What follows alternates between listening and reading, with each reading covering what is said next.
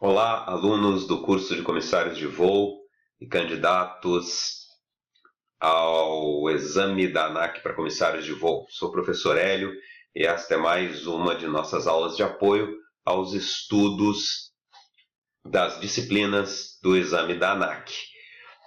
Especificamente, estaremos falando nessa aula de navegação aérea, que é uma das disciplinas do bloco 4, e dentro da navegação aérea, do item métodos de navegação aérea.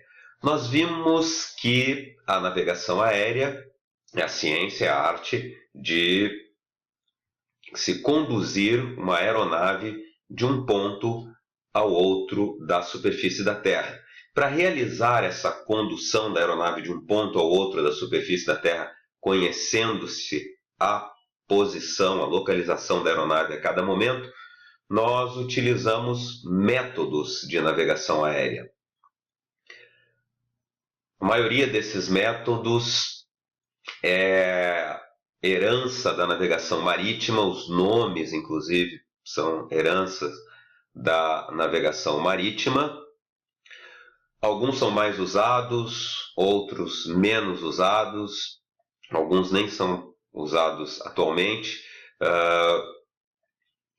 E as características desses métodos é que vão determinar a utilização conforme o tipo de voo que vai ser realizado, né? E aí também entra um pouco da arte da navegação aérea. O piloto vai eleger aí que método que ele utilizará, ou quais métodos que ele utilizará, porque ele no mesmo voo pode usar diversos métodos em conjunto.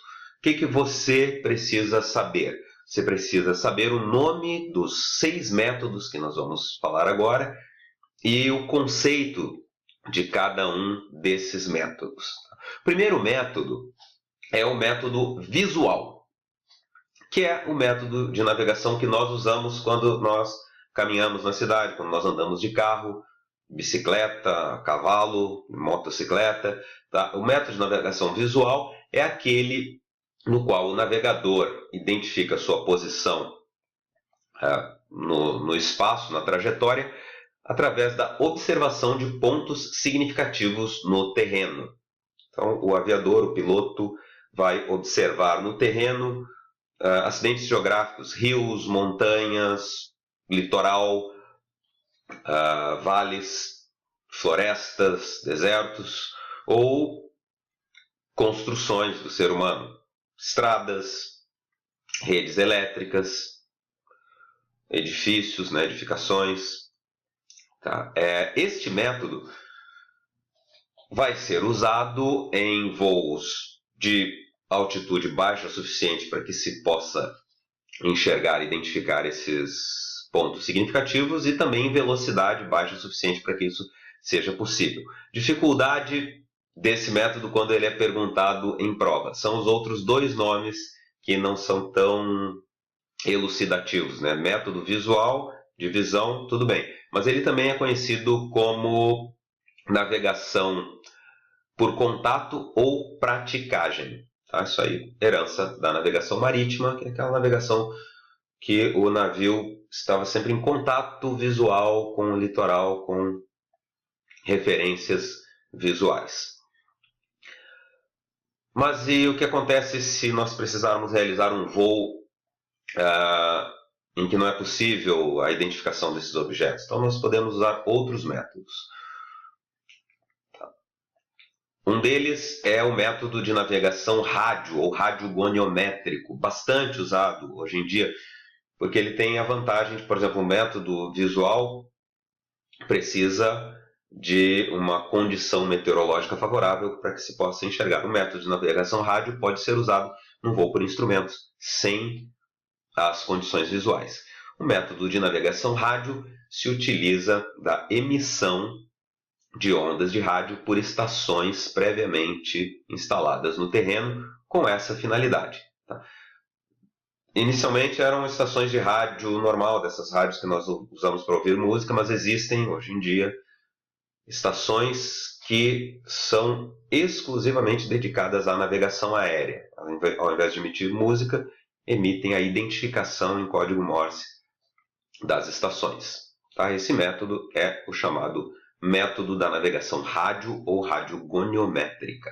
O avião necessita ter instrumentos adequados para a recepção dessas emissões, interpretação dessas emissões, e o piloto também precisa ter um treinamento para esse tipo de navegação.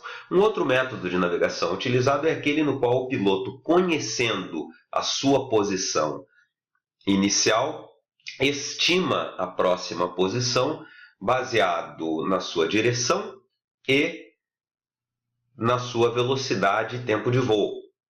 Então, a chave desse método aí, que é o método de navegação estimada, é saber que ele se utiliza de 3 instrumentos básicos. A bússola, que vai nos dar a direção, o velocímetro, que vai dar a velocidade de deslocamento, e o relógio, ou cronômetro, que vai indicar o tempo de deslocamento naquela velocidade e, consequentemente, a distância. Tá? Navegação visual, pontos significativos no terreno. Navegação rádio, emissão de ondas eletromagnéticas por estações previamente colocadas com esta finalidade. Navegação estimada é a que se utiliza de bússola, velocímetro e relógio. Outro tipo de navegação que pode ser utilizado é a navegação eletrônica. É a navegação usada nas aeronaves de mais alta performance, que se utiliza de equipamentos eletrônicos especialmente designados para a navegação aérea. São equipamentos mais complexos, computadores, que podem inclusive utilizar as informações da navegação rádio, as informações do velocímetro, do relógio, do altímetro e qualquer outra facilidade de navegação que tenha, possa ser interpretadas e processadas por esses instrumentos. A navegação baseada na constelação de satélites que nós temos aí próprios para não só a navegação aérea, mas mesmo a navegação terrestre, é a chamada navegação por satélite. Essa rede de satélites é conhecida como Sistema de Posicionamento Global, ou GPS, que nós usamos atualmente na navegação aí de carro, de bicicleta, pé, né, no trekking. Ela está mais acessível hoje em dia para todos. Ainda existe um 6º tipo de navegação que hoje em dia não é usado, ou se for usado é muito pouco utilizado. Era utilizado no princípio da navegação, da aviação, né, aeronaves mais lentas que faziam deslocamentos muito longos, né. É a navegação baseada na posição dos astros. Então, algumas aeronaves muito antigas tinham até uma janela própria para essa verificação. Hoje em dia, praticamente não se usa a navegação celestial. Tá bom, pessoal? Então, o que nós precisamos saber aí de métodos de navegação aérea são 6 métodos. Visual, cujo detalhe é que tem um nome por contato ou praticagem. A navegação estimada, que usa bússola, relógio, velocímetro, e ela é baseada no conhecimento da posição atual e estimativa da posição futura. Navegação eletrônica, que usa computadores especiais para a realização da navegação. Navegação, vamos ver aqui, rádio, né, que usa emissão de ondas eletromagnéticas por estações próprias para a navegação. Navegação satélite, que se utiliza da rede de satélites do Sistema de Posicionamento Global. E a navegação celestial, que se baseia na posição dos astros na abóbada celeste. Ok, pessoal? Bons estudos para vocês. Até a nossa próxima aula.